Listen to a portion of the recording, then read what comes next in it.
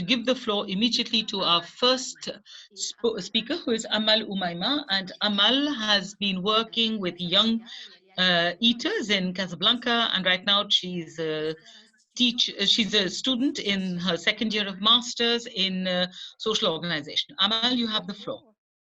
Hello, everyone. Can you hear me? Yes, we can hear you perfectly. Thank you. So thank you very much for the presentation. My research subject and for this communication is health and food in Casablancan eaters during COVID. So it's people from 18 to 34 years old. And this is a survey that I'm carrying out within the framework of an internship within the CIRAD, which is based on 30 interviews. But for this communication, I'm just talking about the preliminary results of this, which is was done with semi-structured interviews with an equal number of men and women. So the questions I asked was, what are the links that exist between food and the body and health, and what are the concerns for health, and what are the food behaviors during the coronavirus of young food consumers from Casablanca. And what does it tell us about social relationships based on gender?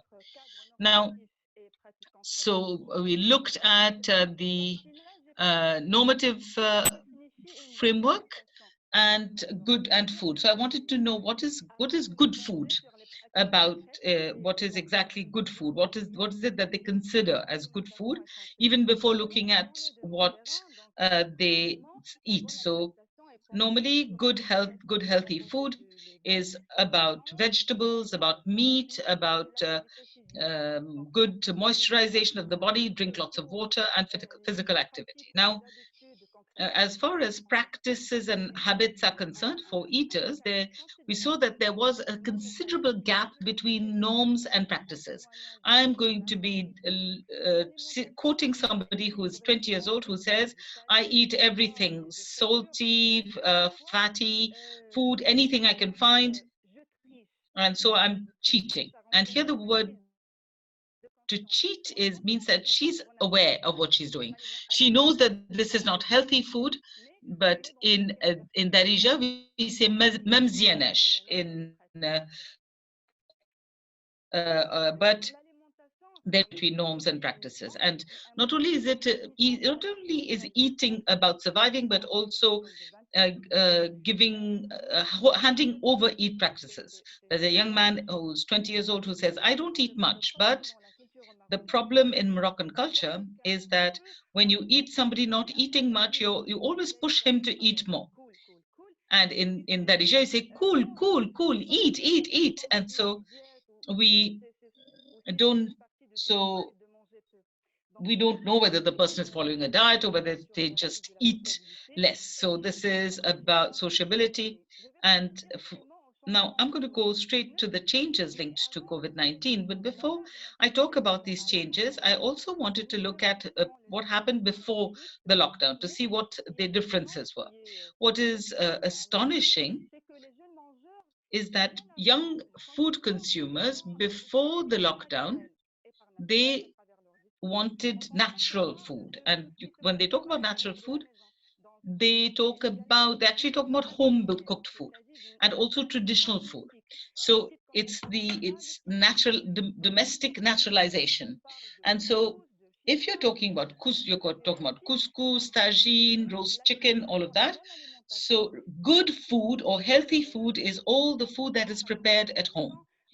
And so you know exactly how that's prepared, you know how clean it is, how hygienic it is, all of that. And here I'd like to quote something that I feel that is relevant. A young man of 35 years old who says that food is a double-edged sword. Whatever you eat, it either kills you or it strengthens you. So vis-a-vis everything that's prepared outside the house, you can be worried about it. It is maklat zanka, street food, and it's not healthy. So now this has been accentuated with the lockdown, because you couldn't go out You couldn't, you weren't obviously forced to eat outside because you were in college or you were at work. And so this idea of bad healthy food is accentuated even more because 19 to 20-year-old young people have constructed a certain vision of of this food, and they try to enumerate the undesirable effects of this kind of food, which is they makes you lazy, it takes away from your health, and it's not good. And so there's a 20-year-old man who said to me, the first thing I noticed during the lockdown is that fast food is really not interesting, and you can actually make it at home if you want to, and it's much more healthy and much more natural. So that was the first change. So it's not really a change. It's just that it's a return towards natural food, which has become more accelerated. And then the, you know, we people ate a lot and they ate too often. And I will quote the testimony of a 20-year-old who put on weight during the lockdown because he was eating too much. And when the lockdown stopped, he realized that he couldn't put on his jeans anymore. So he felt really unhappy and he felt fat. And so he went on a diet after. And after this, he explained, when you lose weight, you start to feel much better in your body, and you don't people don't say that you're fat. People don't tell you you're fat and all that. But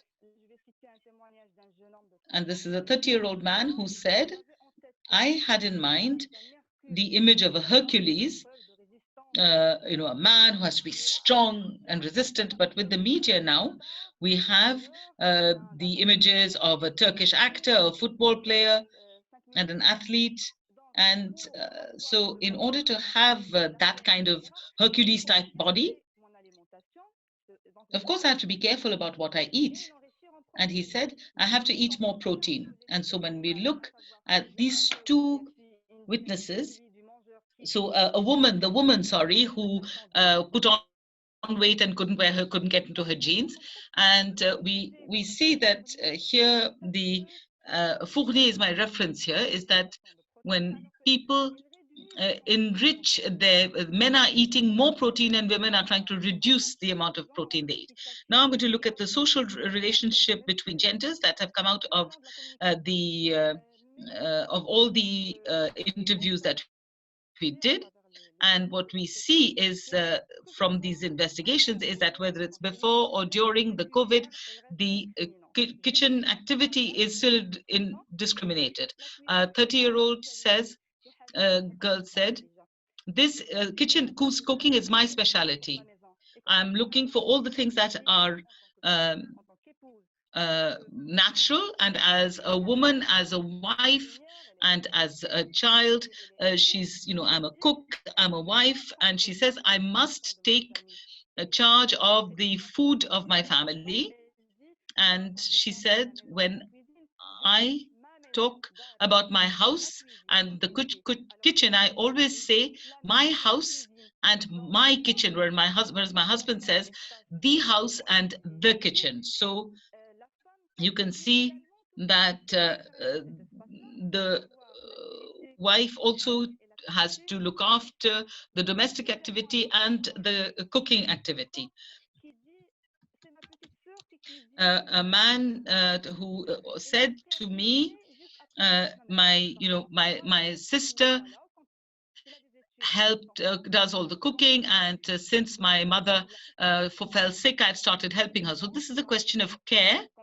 And of course, when you have disease that is coming out, and this woman is having to the gentleman is having to help his sister. So I in we also see in what we hear from these interviews that there is the men do help in the preparation of the meal, but it's very minimal, because he can come into the kitchen when he feels like it, when he's feeling good, or when he doesn't like what his wife cooks. So I'll quote someone here, a man who says,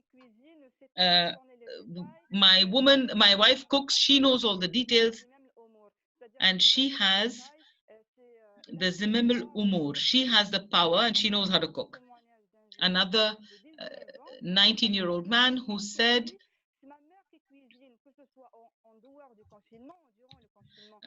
who said whether it's during the lockdown or after the lockdown or before the lockdown, a man has to work outside and the woman has to cook. So it's up to the woman to, it's like in the hunter-gatherer societies, she has to gather all the herbs and ensure that everything is edible. So this natural sexual division for them, for this man anyway, and whether it's before or after the lockdown, the kitchen activity in the kitchen or cooking activity is just That's all for right. women. I'm not So to conclude, I would say that um, of course, all of these consumers of food had to be socialized, and therefore you can only study the behavior of food consumers within a certain social context. So, but when you look at the sexual division, it really is something that has remained, the gender division between men and women. And this was my communication. Thank you very much for listening.